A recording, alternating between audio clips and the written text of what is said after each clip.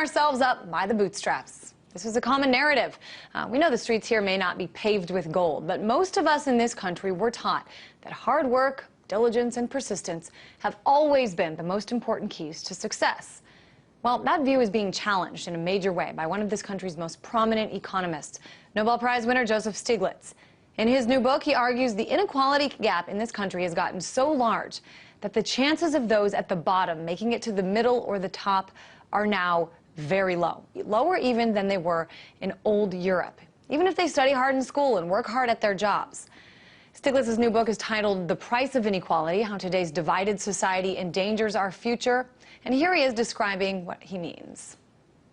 So the life chances of somebody from the top who doesn't do very well in school are better than somebody from the bottom who does well in school. So that really says, that your parents make a great deal of difference to your economic fortunes. We're not the land of opportunity. All right, so let's talk about this notion that the United States of America isn't that land of opportunity we thought it once was. And to help me break this down is Richard Wolff, author of the book Occupy the Economy, Challenging Capitalism. Well, hello there, Richard. Let me get your take. Do you agree with this notion that it matters much more who your parents are than how hard you work? Yes, I agree. It's becoming worse. But it's been true here in the United States for quite a while. We have a very elaborate mythology about people having all kinds of chances. But when you look hard at the statistics, you really don't see that. You are pretty well constrained in the United States by where you're born and who you're lucky to have as parents or not so lucky. But Stiglitz is right. It is getting worse as the gap between rich and poor in the United States keeps widening beyond that, really, that we've ever seen before for at least 100 years. Yeah, it's so interesting. I see these news stories and read these articles about people, especially, higher income people in New York City and other cities around this country, fighting to get their child into a certain kindergarten, that they're worried that where their child goes to kindergarten will affect where they go to college. And guess what? It turns out in some cases, they might be right. Yes, it's a whole pattern, Once upon a time, Americans worried about what their child would get in the way of a college. Then it became what kind of private school to get you into the college. And it keeps on going until it becomes what's your toddler's play school to get you into the system where you will then end up. But the underlying reality is there are so few good jobs, good income situations left as the country produces most of its goods in poor countries around the world, as we outsource more and more decent jobs, we're left with a population whose real opportunities are shrinking and a population that was never trained to expect this. So we have this disjunction, and it's always what happens in a society as it begins to fall apart and the stresses and strains become part of the culture. I think it's a really good point, and I think we can't talk about that and make your point without bringing in China. I know I've read various reports that show about 3 million jobs have been wiped out of this country just since 2001, and it's directly related to the growing U.S.-China trade deficit. So, we've got less being exported, more being imported, and out of those jobs, more than half of them were in manufacturing. I'm wondering, Richard, do you think that there's a way to break this pattern or at least slow it down?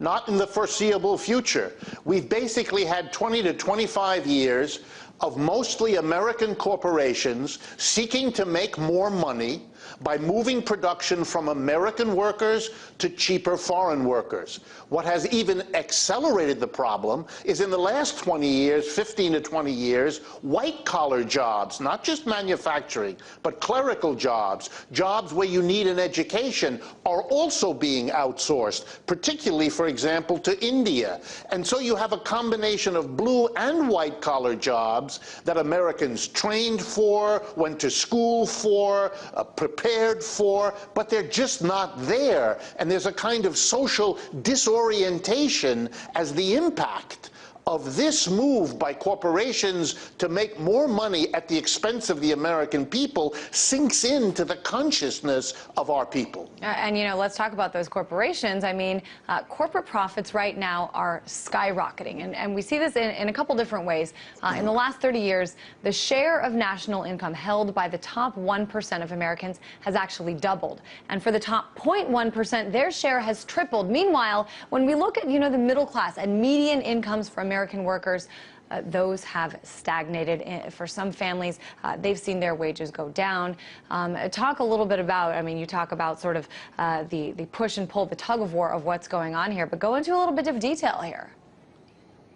Well, I think what you see is a movement of jobs out of the United States. The end result isn't complicated. More and more Americans discover that the jobs are just not there, and they ratchet down their expectations. They persuade themselves to accept a job below what they're trained for, with an income that's less secure, that has fewer benefits, and so you see a sliding downward in the standard of living of American workers. The corporations, however, have a different story. They're the beneficiaries. They're the ones whose profits go up because they've moved work to cheaper workers in another country. And so you get this disjunction where the corporations and the people rich enough to have stocks and bonds in those corporations do very well, the 1%, and the rest of us struggle in a downward tide that affects all of us and that keeps separating so that, you know, the statistics I tell my students, 30 years ago, the United States was a less unequal country than most of Europe. Now we've leapfrogged over Europe and become more unequal than any other industrial advanced country, and for the American people, brought up with the notion of equality, of free opportunity, if you work hard you'll make it, it's very hard, psychologically as well as practically, to cope with a situation as downward facing as this one is. Well, it's tough, Richard, because, you know, on one hand, it's very hard to fault businesses, even some of these big corporations, for wanting to make more money. But what's it going to take? I mean, what if...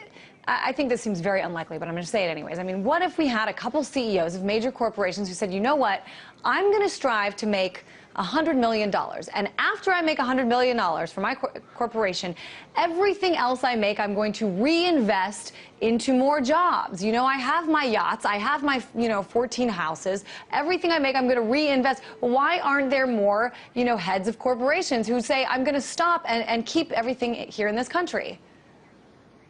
Well, you know, in some countries they do that. Germany, for example, which is doing much better than the United States in this current economic crisis, has very strict rules about when a company can leave. They do not have the freedom American companies have to get up and go.